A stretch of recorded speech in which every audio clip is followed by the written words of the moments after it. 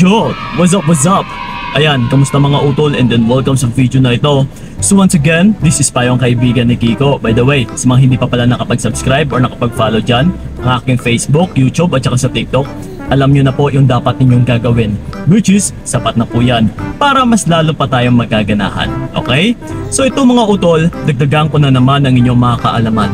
Kasi ito po, ang magiging topic natin sa video na ito ay huwag gawin kapag nag-away kayo ng partner mo. Ito mga utol, napaka-importanting bagay rin ito. Na kung minsan na nauuwi sa away na kahit yung dahilan is maliliit lang naman ng mga bagay na pwede pa naman sanang pag-usapan.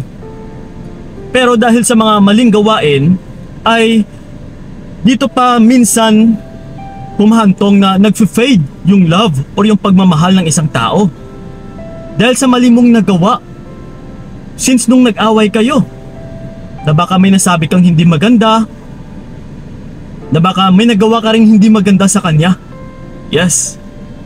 So ito mga utol, kung ramdam mo naman na mga kaunting bagay or maliliit lang naman ng mga bagay yung dahilan ng pinag-aawayan ninyo, well, ito ha, iwasan nyo po yung mga gawain na ito. Okay? Na ito, isa-isahin natin. Una sa lahat ay huwag magyaya ng hiwalayan. Yes, naku minsan kasi na once na nag-aawa yung mag-partner ay dahil lang po yan din sa galit na nasasaktan tayo or naaapakan yung ego natin. So kung minsan dahil sa nagpapadala tayo sa galit ay tumataas yung level ng ating emosyon na hindi na tayo nag-iisip. That's why kung minsan hahamunin mo na yung partner mo na sige kung ganyan ka is maghiwalay na tayo. So pataasan na ngayon ng pride. Na isa rin ito sa magiging dahilan na kung ginaganito mo yung partner mo ay talagang mag-fall out of love din siya sa iyo utol. Okay? So isa po ito na dapat ninyong iwasan. And then yung pangalawa natin ay huwag sabihin na pagod ka na.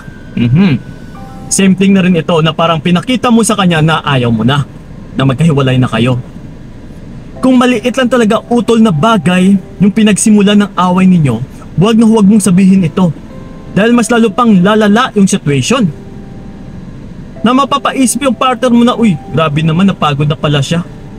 So parang nagpapahiwatig na rin na hindi mo na siya minamahal. Yes, so again, huwag na huwag nyo pong sabihin na napapagod ka na sa relationship ninyo. Ha, and then ito, yung pangatlo natin is tatalikod at hindi makinig.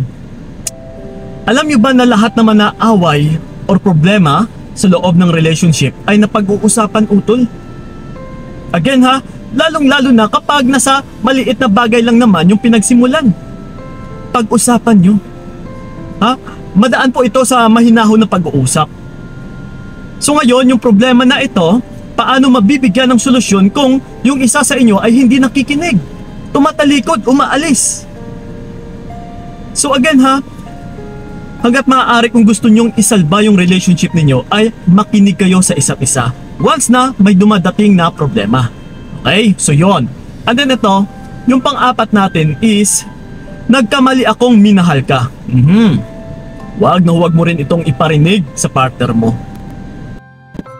Kung pagod ka na utol, pwede mo siyang kausapin ng mahinahon na parang magkaroon kayo ng closure. Yes, nasasabihin mo sa kanya na parang hindi na nagwo-work out yung relationship natin. Hindi yung nagkamali ka lang na minahal mo siya. Kasi pareho lang naman kayong nag-effort eh. Pati siya utol nag-effort din, nag-invest. And then sasabihin mo lang na nagkamali ka ng pagmamahal. So parang sinayang mo lang din yung oras ng tao na ito. So again ha, huwag na huwag yung po itong sabihin, lalong-lalo na kung yung pinagsimulan ulit ay sa mga maliliit lang naman ng mga bagay. Okay? So yon. And then ito, yung panglima natin is maghahanap na lang ako ng bago. No. No, huwag nyo rin itong sasabihin talaga sa mga partner ninyo. Lalong-lalo na kapag wala namang third party na involved or hindi ito yung rason ng pinag-aawayan ninyo.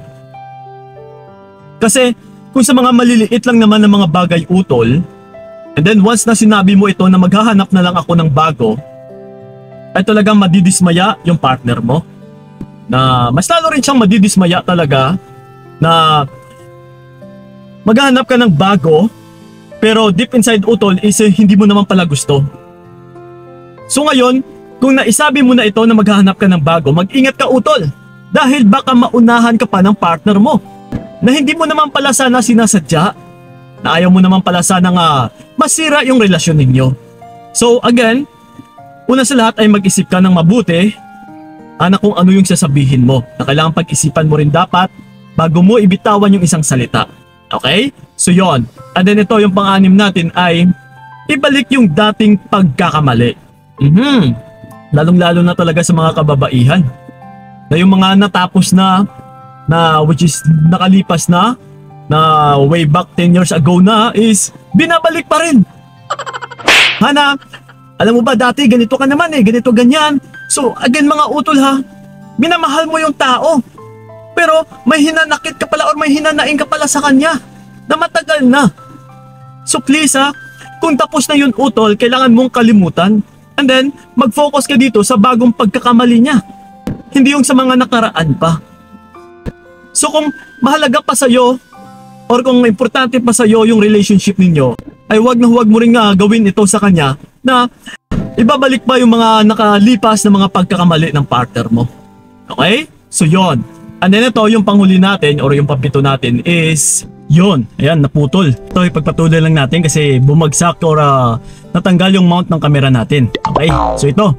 Bali yung panghuli natin at saka yung pangpito is huwag manakit ng physical. Yes. Ito napaka-importante din talaga nito utol.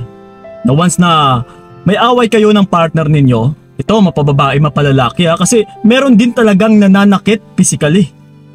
Sinasaktan yung partner, sinusuntok, binubugbog, or kung ano-ano pang pananakit.